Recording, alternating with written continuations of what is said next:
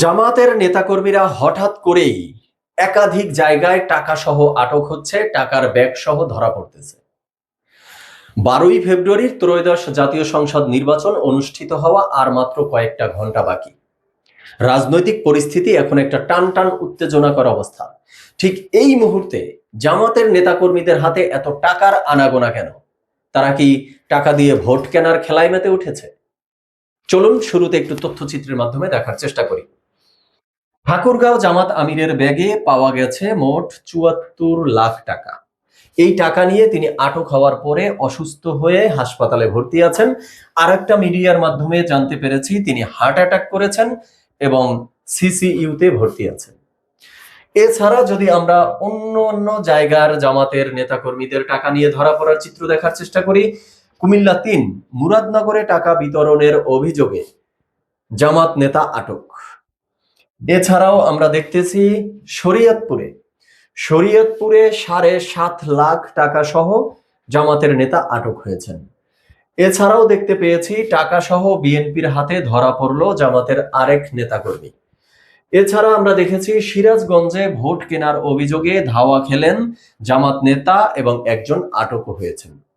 এর ২-৩ দিন আগে আমরা দেখেছিলাম জামাতের ব্যারিস্টার শাহরিয়ার কবির দাড়িপাল্লার প্রচার প্রসার করতেছেন। সেখানে তিনি দাড়িপাল্লায় ভোট দেয়া, জান্নাত, ইসলাম এগুলো বলে প্রকাশ্যে টাকা বিতরণ করতেছে।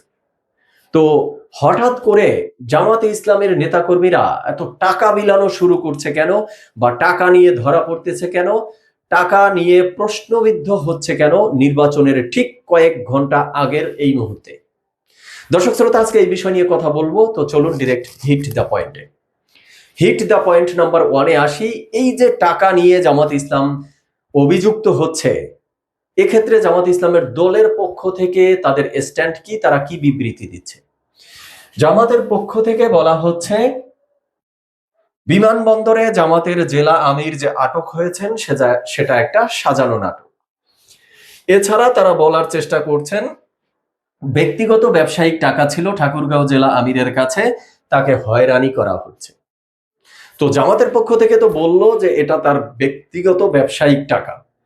তো এবার আমরাও একটু দেখার চেষ্টা করি জামাতের এই জেলা আমিরের ব্যক্তিগত অর্থ সম্পদের পরিমাণ কত, কারণ তার আয়কর রিটার্নের তথ্য অলরেডি আমরা পেয়ে গেছি। সেখানে দেখতে পাচ্ছি গ্রস ওয়েলথ মানে মোট সম্পদ, এই ব্যক্তির মোট সম্পদ হলো 24,44,867 টাকা। আমি যদি একটু জুম করে দেখাই, তার মানে 44.5 লাখ টাকার মতো সম্পদের মালিক হলেন ইনি। এনার নাম হলো এমডি বেলাল উদ্দিন প্রধান। তো যেই ব্যক্তির মোট সম্পদ 24.5 লাখ টাকার মতো, তার হাতে ব্যবসায়িক কাজে 74 লাখ টাকা কোথা থেকে আসলো, এই প্রশ্ন কিন্তু থেকেই যাচ্ছে। এরপরে আসি হিট দ্য পয়েন্ট নাম্বার 2। হঠাৎ করে জামাতে ইসলাম এই টাকার খেলায় মেতে উঠলো কেন? তারা না জান্নাতের টিকিট বিক্রি করতেছিল? জান্নাতের টিকিটের একমাত্র লাইসেন্সদারি না তারা ছিল? দাড়িপাল্লায় ভোট দিলেই জান্নাতে যাওয়া যাবে, দাড়িপাল্লায় ভোট না দিলে পাপ হবে, দাড়িপাল্লায় ভোট না দিলে ইমানই থাকবে না, এমন প্রচার প্রসার তারা তো ঢালাও ভাবে করেছে। এ নিয়ে এর পূর্বে একাধিকবার তথ্যচিত্র সহকারে আপনাদের সাথে আমি আলোচনাও করেছি, বা আপনারা সোশ্যাল মিডিয়ার সুবাদে বা প্রকাশ্যে অনেক কিছুই জানেন। তো যখন এই বিষয় নিয়ে জান্নাতের টিকিট বিক্রি নিয়ে জামাত প্রশ্নবিদ্ধ হলো, তখন আমরা কি দেখেছিলাম? জামাতের সেক্রেটারি জেনারেল মিয়া গোলাম পরোয়ার ডিরেক্ট অস্বীকার করে বসেছিলেন। তিনি বলেছিলেন জান্নাতের টিকিট বিক্রি করি, এটা মিথ্যা প্রচারণা। গোলাম পরোয়ার তো এই মিথ্যা প্রচারণা তিনি যেই দিন বললেন 22 জানুয়ারি 23 জানুয়ারি, ঠিক তার কয়েকদিন পরেও আমরা দেখেছি জামাতের একজন প্রার্থী 9 ফেব্রুয়ারি 2026 বলেছে দাড়িপাল্লায় ভোট দিলে জান্নাত অবধারিত, না দিলে গুনাহ হবে।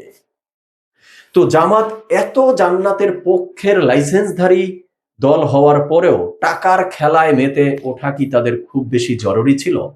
তাহলে কি আমরা বলবো যে জান্নাতের টিকিট বিক্রির যে তাদের প্রসেস বা নির্বাচনের যে ম্যাটিকুলাস ডিজাইন, সেটা কি ফেল করেছে তাদের, তাই এখন টাকার খেলায় মেতে উঠেছে? এবার আসি হিট দ্য পয়েন্ট নাম্বার 3, নির্বাচনের প্রস্তুতি, নির্বাচনের প্রচার প্রসার। নির্বাচনমুখী যতগুলো রাজনৈতিক দল বর্তমানে আছে, নির্বাচনের প্রস্তুতিতে জামাত এগিয়ে, প্রচার প্রসারেও তারা এগিয়ে। এটা জামাতের জন্য একটা ভালো সাইড, আমি এটাকে খারাপ বলছি না। কারণ নির্বাচনের প্রস্তুতি নিতে, প্রচার প্রসার করতে, ইলেকশন কমিশন করতে গিয়ে একটা সময় নির্ধারণ করে দিয়েছিল। সেক্ষেত্রে জামাত বেস্ট লেভেলটা অর্জন করেছে বলে আমার মনে হয়। কিন্তু প্রকাশ্যে নির্বাচনের প্রস্তুতি বা প্রচার প্রসার আমরা যেটা দেখি, এটাই কিন্তু শেষ না।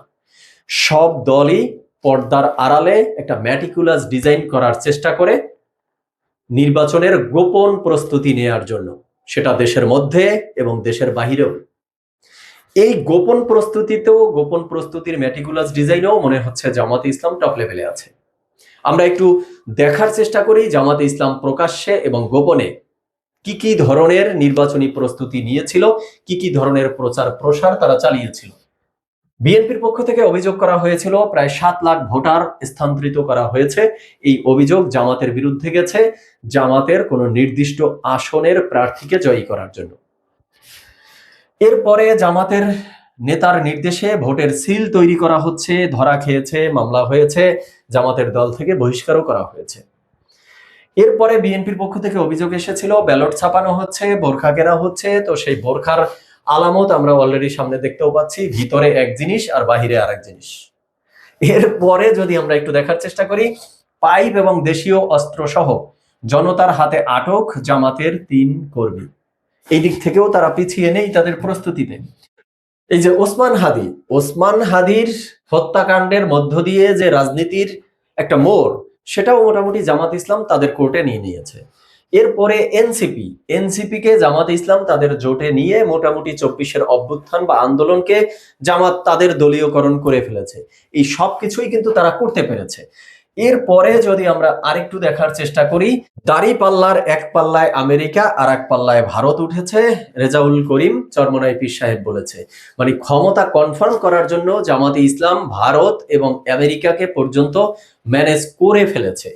এছাড়া যদি আমরা একটু দেখি যে কুমিল্লায় জামাত নেতার মৎস্য প্রজেক্ট থেকে ককটেল তৈরির সরঞ্জাম উদ্ধার করেছে 11ই ফেব্রুয়ারি 2026, মানে নির্বাচনের একদিন আগের ঘটনা এটি।